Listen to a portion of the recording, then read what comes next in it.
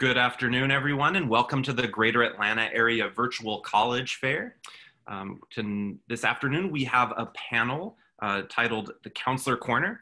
We're really excited for you to all join us. Thank you so much. Just a couple of announcements before we get started. I want to draw your attention to the Q&A button on your screen. You can use that to type your questions to our presenters at any time during the session. Your camera and microphone are off, so the panelists can't see or hear you. So this Q&A function is the only way you'll have to interact with them, and they'd love to hear from you. Ask your questions. That would really be great. Also, this is just one of many different sessions happening as part of this virtual college fair, so be sure to sign up for some of the others. And this presentation is being recorded. It'll be available in about a week at the same website where you first registered. So without any further ado, I would like to turn it over to our panelists. Jody, take it away. Thanks, Josh. Well, welcome everybody.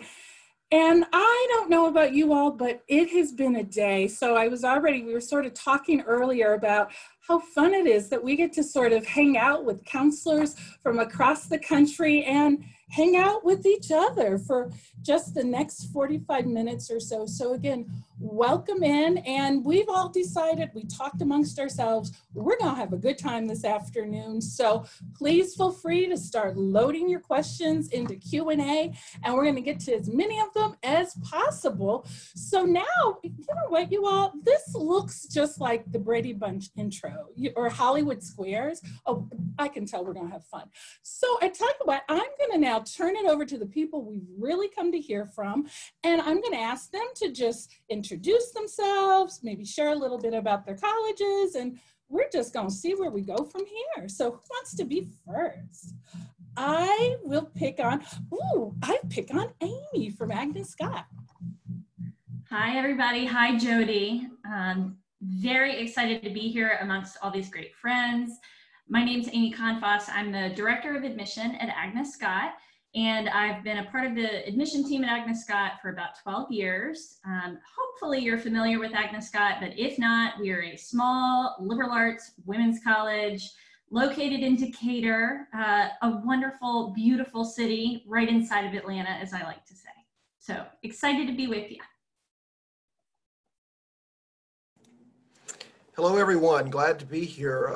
My name is Scott Allen from Emory, where I am Vice Dean of Admission, which basically means I do a little bit of everything.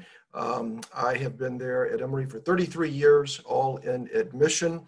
And Emory, medium-sized Tier 1 research university, about 7,000 undergraduates scattered across two campuses, the Atlanta campus and our Oxford campus, about 40 miles away. All right, Rick Clark, I'm the Director of Admission at Georgia Tech, which is located right in Midtown Atlanta. Just a quick hello to everybody and appreciation to all my colleagues on the call today. Looking forward to the conversation.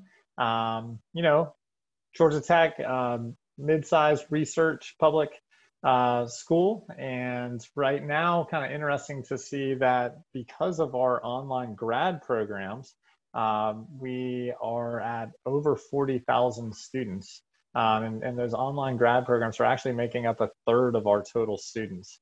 So it's been really interesting to watch how that has shifted and changed our institution over the last couple of years. Hey, hi everybody. Laura Strickwerda, Executive Director of Admission at SCAD Atlanta, here representing the Savannah College of Art and Design. As most of you may know, we have locations in Savannah, which was the founding campus, a location here in Atlanta. We also have an e-learning campus, which we've had for about 15 years now, so something that we're pretty well versed in, and then a location in Lacoste, France, for those of you who wanted to study abroad. So our institution globally, we're about 15,000 total students across all locations. Our incoming class is about 4,000 each year. And I'm excited to share with you a little bit more about what makes us different and unique amongst all of my colleagues here. Thanks. Hello, everyone, and good afternoon. My name is Amanda Sale, and I'm the Interim Executive Director of Admissions at the University of Georgia.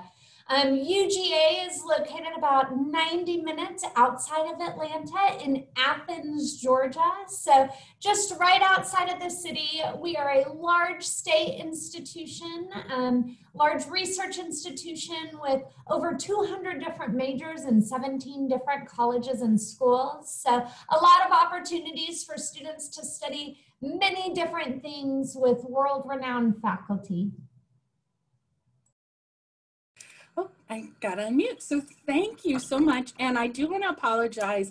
I am in my office and right outside the marching band, they've started their afternoon practice. So if you start hearing bass drums and tubas, just know I'm being serenaded this afternoon. That's the life of a counselor. I get marching bands when I'm on Zoom calls. Yay for us. And so, you know, we're at the Counselor Corner. I am the lone sort of school person in this great group. And as I think about having this opportunity of having all this wealth of knowledge at our fingertips this afternoon, I just sort of found myself thinking about, as the counselor, you know, those two kind of questions. What are the things we know? And what are the things that we need to know? What, as we're coming to this new cycle, what is it that we really need to make sure as counselors we know, so in turn we can share with our students and our families? Anybody? There you go. Well, Jody, I think one of the things probably is the hot button issue on most minds: test optional, test blind, all of those questions. I think our work with you guys on the counseling side is just to reassure families that what we say is what we mean, and there are probably no hidden agenda anywhere in all of these shift of policies. And gosh, just reassurance in crazy times. I think that's one of the things we have on our mind, I think, quite a bit, because so many policies have shifted, right? Absolutely. And so sort of you're like, let's just kind of talk about that big old elephant in the room, test optional. So we hear that phrase a lot, but does test optional really mean test optional, or is it test flexible, or is it test blind? So what does it sort of mean within the context of each of your institutions? I'll get us started on this. So Agnes Scott's actually been a test optional institution for about 12 years now. And I think it's a great question to really talk about what each school's policy looks like, because it definitely varies from school to school. So at Agnes Scott, I would certainly say we are a test optional college, not test flexible, not test blind. For the admission process, we ask high school students to make the choice of submitting SAT or ACT scores. If they choose not to, then we ask them to submit something instead of that. So they can either sit for an evaluative interview with their admission counselor, which is about 45 minutes. We, of course, are doing those virtually right now. So they can sit for that interview, or they can submit a graded writing sample. And prior to this year, we had probably about 25% of our applicants applying test optional. I'm hoping that number is going to be much larger this year. So we're preparing for all of those interviews. And I should also say our merit-based scholarship opportunities are all test optional. Students are not required to submit SAT or ACT scores for anything. Yeah, similar actually with Georgia Tech. I would say certainly not expecting students to have tests in big numbers. That's from the applications we've seen so far, certainly not a large percentage of students have tests.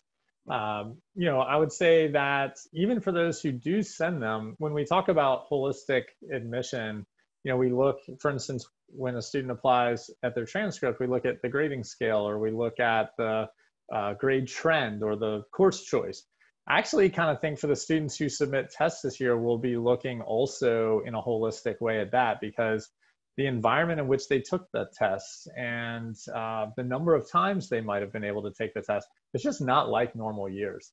And so I guess what I would say is, in recent years, at least just speaking for Georgia Tech, we blow by those tests really fast. They're not a big part of the conversation, and that's going to be even less so this year. I think that's, in the end, a positive thing. So I'll go after Rick and Georgia Tech. At the University of Georgia, we're going to be very similar in that we are test optional, and test optional really does mean test optional at the University of Georgia. So it is test optional for admissions, for scholarship review, for review for the honors program, all of those key programs at the university. And a question we get often from students, in fact, our phones have kind of been blowing it up with it today, is, well, if I take the test after your early action deadline, will you accept the scores later? If you're applying for early action, we need those scores by the deadline. But good news, we're test optional, so if you don't have them, you don't have to include them, or the student can apply regular decision. So there are a couple of different options. Another question we get, or misconception, I think, or myth, if you will, is that if you have a test score, it's going to make all the difference, and it's going to give you that like upper leg or upper hand on the competition. And from our end, that is not the case. We are taking a whole student review approach as well. And students even have the opportunity to apply with tests and change their mind and ask us to not include that. And it will actually hide or mask their test score in their application. So it is truly kind of not included as we review it. And I think I would agree the same for Emory on all those points. The exception would be we will require of transfer students, since they probably have tests on file. And then the other thing at Emory, for students who do want to report testing, we will remain self-reported test. Right, and for SCAD, we've always used the standardized tests in the past, and this year we had the opportunity and will continue moving forward through at least fall 21 to be also test optional, meaning that we will not consider them at all. One of our largest programs was architecture, and that always had a math component from the standardized test scores. This year we're looking at other ways to do that. For those students who do still choose to take the test, we'd say go for it. It won't hurt you. And it certainly won't necessarily help you in terms of any other way. So you won't be at a disadvantage in any type of merit-based scholarship or any of the other programs. For those students who are ESL or English as a second language, we offer a myriad of options for students to be able to test out of that. And TOEFL, of course, IELTS, a lot of the other tests are ways to do that. And the SAT or the ACT have in the past also been ways. So you'll still be able to use it as a method of testing if you would like to, but you certainly don't need to, and there's a lot of other alternatives. So we'll go test optional too, and students can choose to do it at any time. Even if we've made an admission decision and they want to submit it 6 months later, we'd love to take it. We'll certainly take a look at it, but it's not required and there's no advantage or disadvantage for it. Oh, great. And so again, I don't want to we took care of the elephant in the room, and now I'll use another metaphor. We don't want to beat a dead horse, but so, it is Counselor Corner. And as a counselor, the question that I'm getting, okay, are they really test optional? You all have answered that. And then the question is, should I send or should I not send? And so, it's easy, I think, to say, oh gosh, it's up to you, it's your choice. What sort of direction, what wisdom as counselors should we be sort of employing as we talk about, okay, yes, you do have a score, you have this. What sort of direction should we be giving students about, yes, you should send, or as Scott said, you should self-report or not? What sort of, again, what direction should counselors be employing when they get that question? Well, just to qualify, Jody, my point was, if you wish to report, you may self-report, not you should self-report. Oh, no, absolutely. I love, no. We're living in a time where we shouldn't have shoulds right now. So no should. In some way, standardized testing is one element of academic preparation. It's validated in that way, but I don't want to say if you have a high score, you should send it, because I think we're all working hard not to disadvantage any students by the choices they make. I guess the advice on that is so institutional, right? If I can go in and kind of offer my piece of advice when we get that question from students.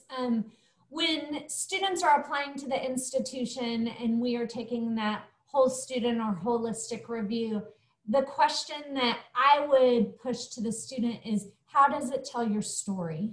Is it a component that you think meaningfully adds to that application? Because from our end, especially at the University of Georgia, we may not meet the student in person. And so we are gleaning all of the information we need from that application. So if the student feels like the test score really helps tell their story, great. If not, don't include it. And I would also say we see students who maybe sent test scores as a sophomore or early in junior year because it was one of their free scores to send. And we have gotten those panicked calls of, oh my gosh, I can't believe you have that on file. As a counselor, if you can tell the student to take a deep breath, because if they say, don't consider my tests, we won't consider them at the University of Georgia. Jody, I'm sorry, can I just add, so obviously Agnes Scott is different because we sort of say, if you're not submitting SAT or ACT scores, please submit an additional item, right?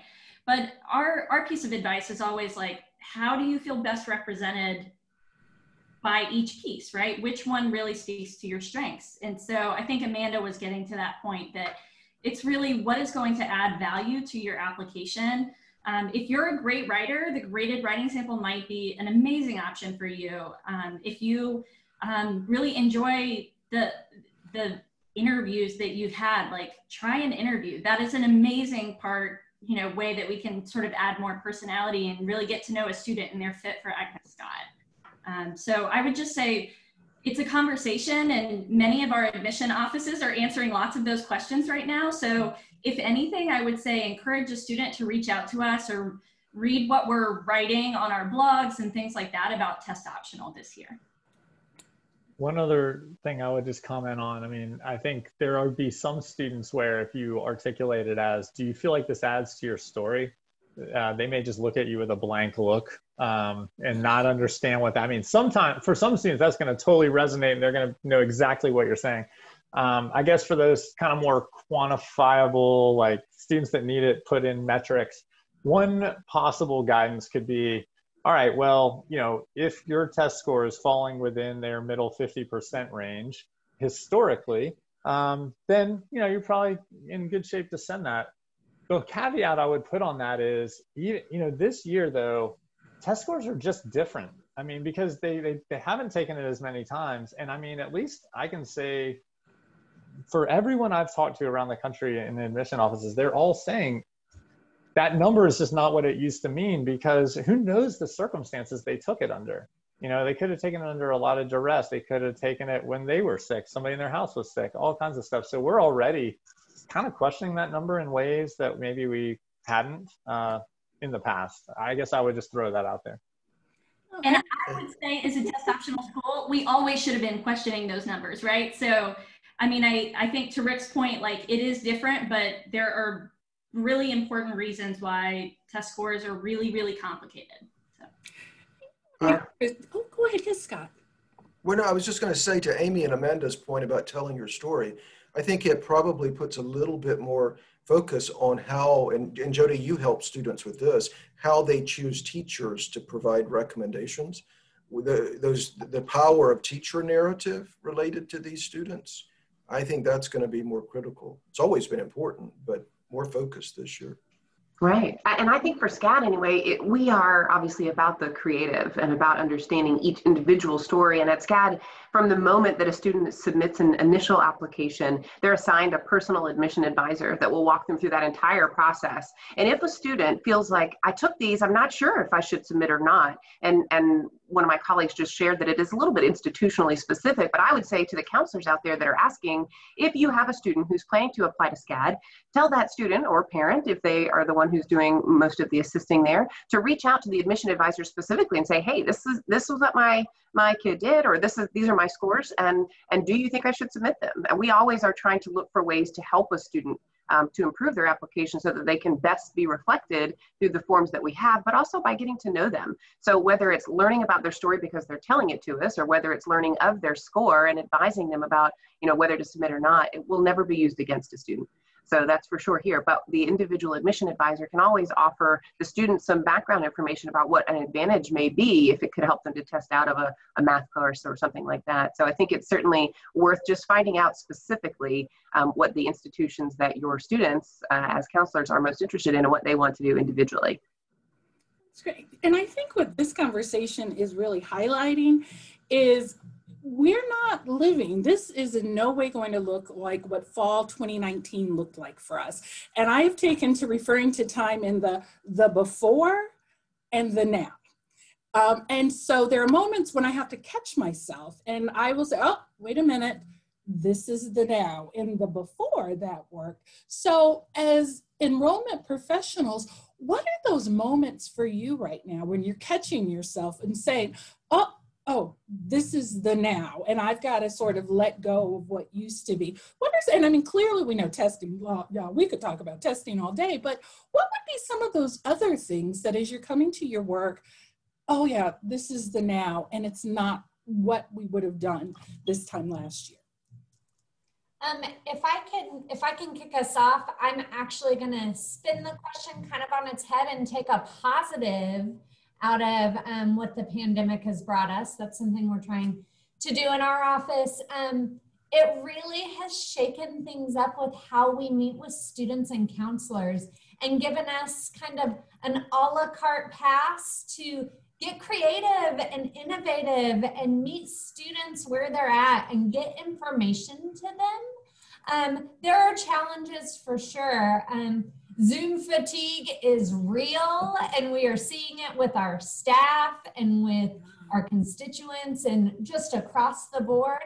There are also issues with connectivity and internet availability that we're trying to be thoughtful of, and how do we meet students and families in that capacity. But I think what has been exciting for me is there's no going back to normal, if you will. It's the next normal, and that culture of innovation, I think, has been really interesting from the admissions perspective. Yeah, I agree. When we do come back to whatever in-person will be, admission offices will run parallel recruitment, in-person and virtual, for sure. I feel really lucky to have gotten to have so many different ways to connect with students. I think pre-pandemic, students and families were so busy, this practice, this club, that club, so much so that a lot of times we were primarily via email, I think, in communication with our students. And I'm sure a lot of the folks feel the same. And now we've gotten a chance, maybe it is Zoom. And Jody, you were saying earlier, I've met so many dogs and grandparents and, all of the different family members. It has become such a more relational process, I think, and it always was for us, but even more so now. One of the things I find myself always doing is saying, come visit, come for our SCAD days or, our open houses. And certainly that will look different this year, but it doesn't necessarily have to be a bad different. To Amanda's point, the positive there is that we get to really one-on-one with the student and with their family and to get to know them a little bit better and to help them understand what SCAD is and what it can offer them. So I think that while I'm conscious of this fall, it's like, okay, it's time for open house. It's just going to look so different this year, but in a really good way. Yeah, I would echo a lot of that. I mean, Jody, you were talking about the marching band outside of your office. My son is doing virtual middle school orchestra, which is, there's really nothing worse than that. And his bow broke. And I mean, it was like God just, really answered a prayer with that. But, I mean, I think we're all, as has been stated, like giving grace to one another professionally and to students. But the other thing I would say is, one thing I don't think you can count on is in recent years, a lot of schools, especially healthy schools, have gone up in applications. And, I'm preparing our administration to go down in applications. I think that will likely be the case at a lot of schools around the country, is that they will not have as many applications, especially schools that get a lot of applications from abroad, because I see that demographic going down. But the other thing is, I think business as usual is admit rates and yield. And I guess we can't get too into this, but I think the model was really whacked out in this spring, and everybody scrambled to trying to figure out how many admits to put out there, because how many kids are going to say yes, and especially depending on where they're from. And I think this year that's also very true. Models that we've worked so hard to figure out and understand the behavior of students, I don't think we can count on that, and so business as usual, not only in the ways my colleagues have enumerated of actually doing the work, but even some of that kind of numbers within the work, just not the way that they've been. I actually think admit rates around the country, generally speaking, are going to go up this year. And that's a reversal from the last 2 decades. I'm not saying Stanford's going to like doubling to like 2% or something, but I do think there's going to be a shift.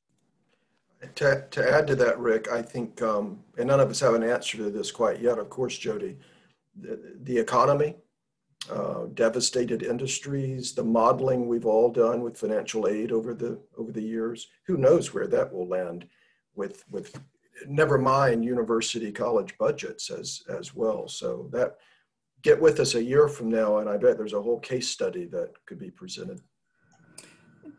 Could I just add one thing, which is that I love seeing all of the collaboration and the innovation and how we connect. And I'm really hopeful that that doesn't end. I would love to see high schools really encourage, colleges to work together to recruit and, do consortium events. I love all of I feel like Rick really helped us put this together. So I want to shout out to Rick. But I've been really encouraged by seeing that really happening across the country. And I hope it's working out well. And I hope it's something that we can continue to do more of, because there is strength in numbers for sure. Hey, can I piggyback on that real quick? Since it's counselors on the call today, one thing we were talking about earlier is we did our first, we have not stepped foot on the soil of Oklahoma in 12 years, and still have not this year, but we did do a visit with a school in Oklahoma. And if you're a counselor on this call today and there's a school that you want to have, quote, visit and speak with your students, geography is not a barrier anymore. And so be proactive in that regard. I mean, I know counselors are telling their students to be proactive, and they're probably finding that admission folks and professors and students are more available than ever. But as a counselor, think about that too. What are those schools you always wish that would come visit that don't? Reach out, because they're doing those kind of things now. That's a great point, Rick. And not only are we available as admission staff to the students and the counselors specifically, but like you said, a lot of our faculty are. One of the things that we've been doing is offering kind of a peep-in workshop or sit in on a class in a way that you may not have had a chance to do. So Jody, if you have a few students, or if any of those counselors out there have a few students and they're saying, I kind of want to test drive this first. I'm not sure whether this is for me or not for me. And I can't exactly go onto the campus in all of the institutions that I may want to just now, or look at on a class or do a lunch visit or an overnight or whatever the other institutions may offer. But we do offer that option now in a virtual setting. And I'm sure many of the others do too. So there's so much more access, even though it's less physically accessible, I think, for most. So that's a really great advantage. So Jody, rather than having to, or any of the counselors, talk the student through each of the experience of the families, you can just point them to your connection at those institutions. And I'm sure I speak for all of us when I say we'd be glad to do that for you. That would be great. And I love that idea, that sense of collaboration. I mean, certainly even in the high school, we see more of this. And so again, I am biased. I live in Georgia and I know all of you all, but I am just so struck by the richness of this conversation and really this idea of, and I think Amanda, you started us, of thinking about, okay, what are the good things that are coming out? And I am very intentional every day. I'm about counting blessings. So I just want to jump in here real quick and say, I'm counting all 6 of you all as blessings today, because the innovation, certainly on the high school side, I am seeing people visit that we never saw, or maybe they would come for the college fair. So I do think for all of us to be very intentional, that there is still joy. There's hard stuff happening, but the joy every day is that I get to talk with young people about what, and particularly with my seniors, what fall 2021 is looking like. And that every single day of like, whew, it reminds me that this really is temporary, you all. But I do think the point you've raised, that there are some pieces of this that are going to go with us. As a former college admissions officer, think about that you sit in your homes and you've been to Oklahoma, you're now back in Georgia, you can head up to New York, all in the same day. So I think you're very right. There are some parts of this that we're going to bring forward because it really works well.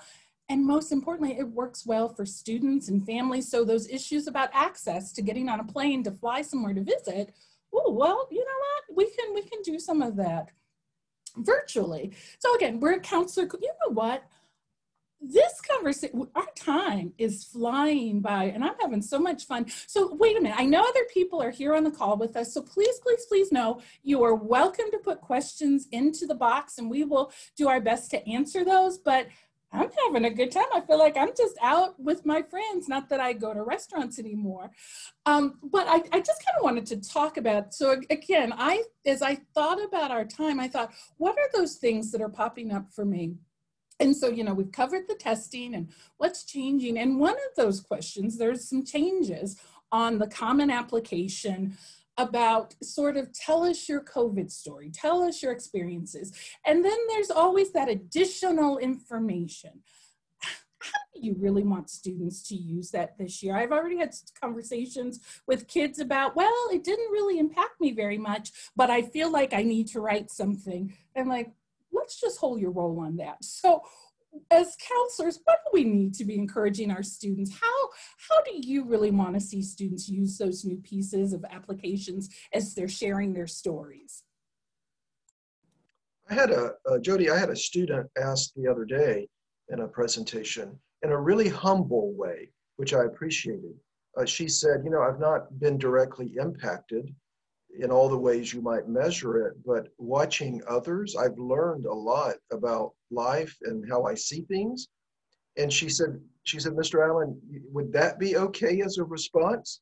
And I was, of course, maybe like some of you, thinking so functional with this. Were you directly impacted? Is someone sick? Did your family lose a job, etc.? And I don't know. I left her question thinking, well, the nobility of that question is perfectly fine, I think.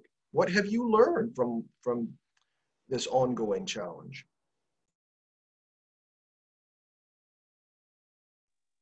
Okay, I just want to stick one thing right there. Scott Allen, you win the prize for Melting Hearts today. Thank you for sharing that. But again, y'all, we are so blessed to work in this field that we get to meet young people that even for the most jaded among us, I'm not throwing you out there, Scott Allen, there are still moments that will melt our hearts like that. So, okay, all right. Okay, so Jody, I'm not jaded at all. Don't get that up in my reputation, okay? No, you're not, Scott. No, you're not Scott Allen. I guess one thing I would say is on the COVID question in particular, two things. I think students overthink everything.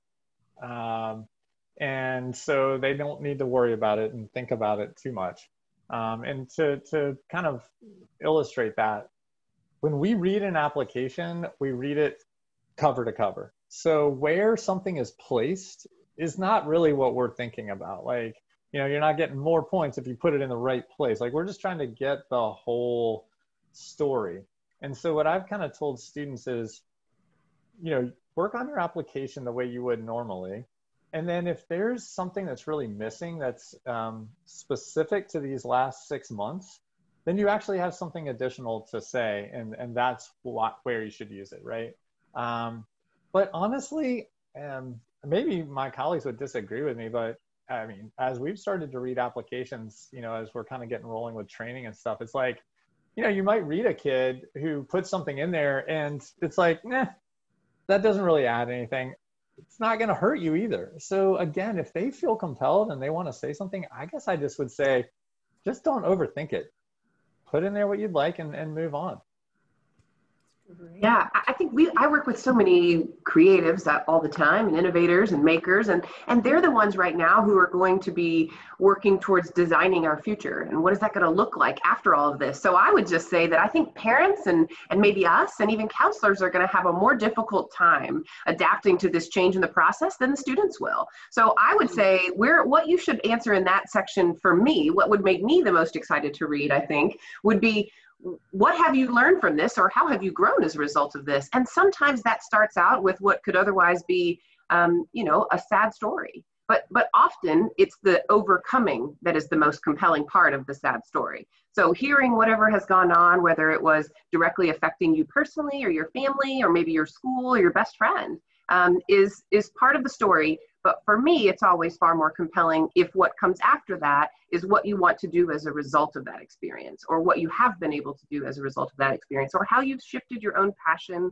your focus into innovation and creativity, and how that's going to go. So I like the question because it asks you to touch on it. But like Scott said, perhaps the answer is not really, but here's what I know I want to do differently as a result of this, or here is how my my focus has shifted as a result of what our world has experienced. Maybe not me personally, but what our world has gone through. So I always like to hear the story, but the then what. So whatever comes after that to me is far more interesting usually than the full story. But seeing the big picture is really what we want to hear.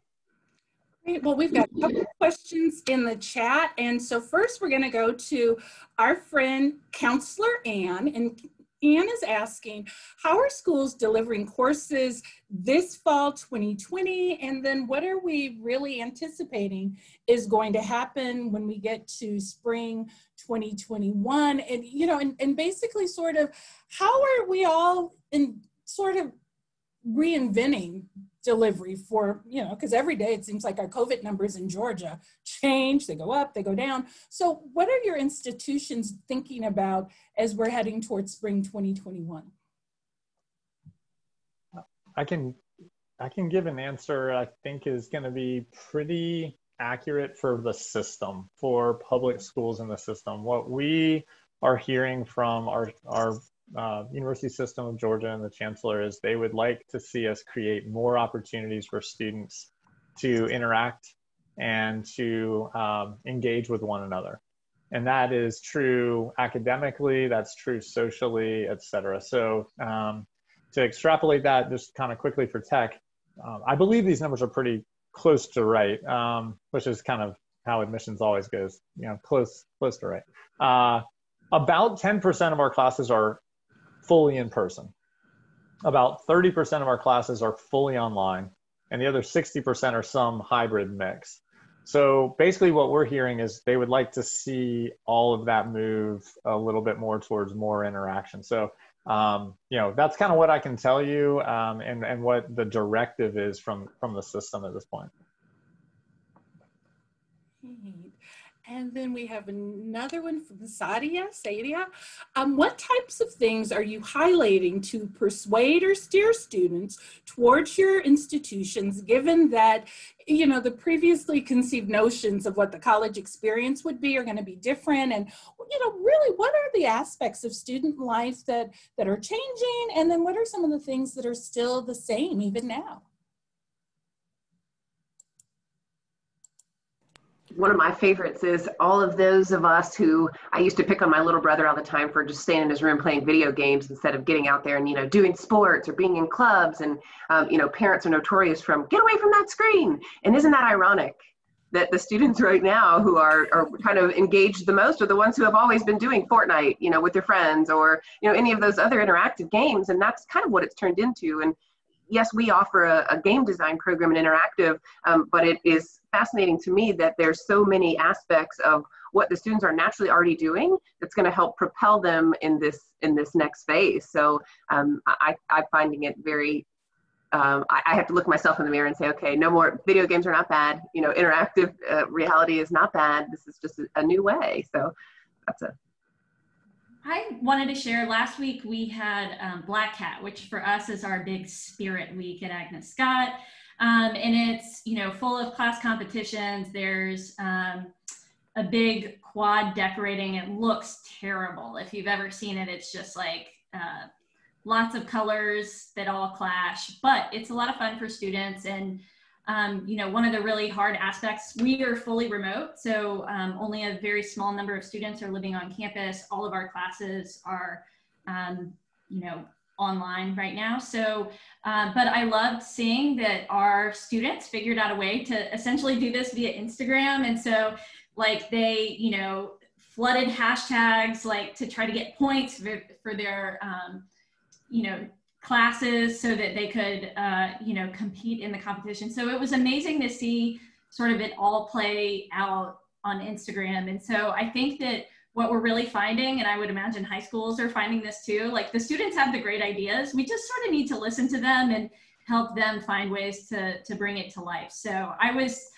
traditions are a huge thing at all colleges, but certainly at small women's colleges. So I was so pleased to also be a part of that from, you know, as an alum, so. Similar to Agnes Scott, Emory is fully online, very de-densified campus right now. But the kids have been amazing in their online communities, just amazing.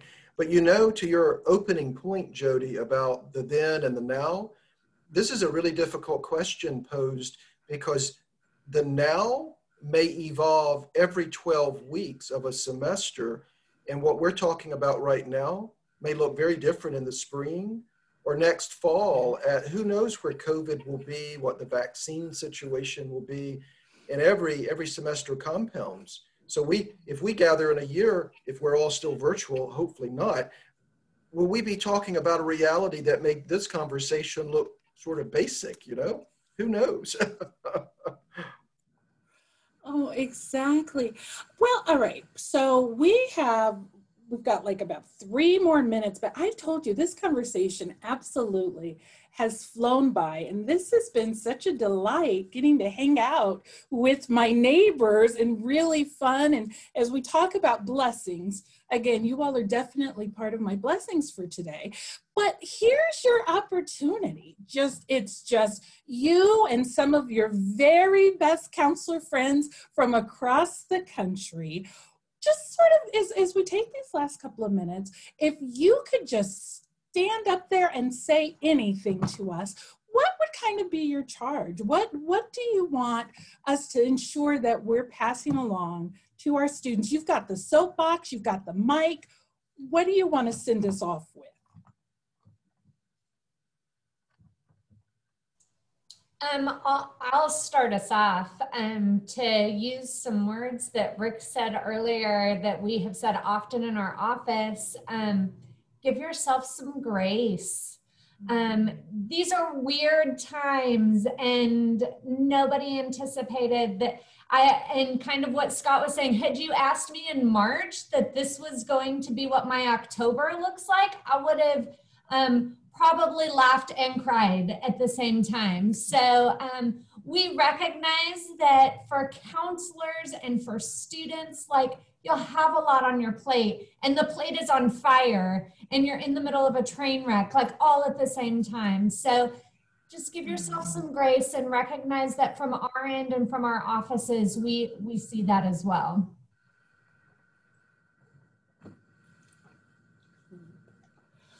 I just want to say, like, being adaptable and being resilient and overcoming things is amazing and really prepares you for college. So I am actually thrilled about all of the skills and all of the ways students are advocating for a better world and a brighter future. And like, I cannot wait to read applications this year. I can't wait for these students to make it to our campus. And I just want them to know that, like, we see, this is so difficult. I wouldn't want this as a college student, but I'm like so proud of the high school students that we're working with and the college students that we're working with and the ways they're figuring out how to overcome this. Right back to you all. Thank you so much. And Josh is back. So that's our sign for sure. Thank you, Josh. Oh my gosh, this was so much fun. Thank you, Josh. Okay, we're done. Everybody, this was so much fun. Thank you all so much. This was really, really great to be able to sit in on and hear from all of you. And thank you so much to all the counselors who were able to join us from all over. When you close your window, there will be a link to a very quick 4-question survey. We'd really appreciate any of the feedback that you can provide. Also, this is just one of many sessions being hosted as part of this College Fair series.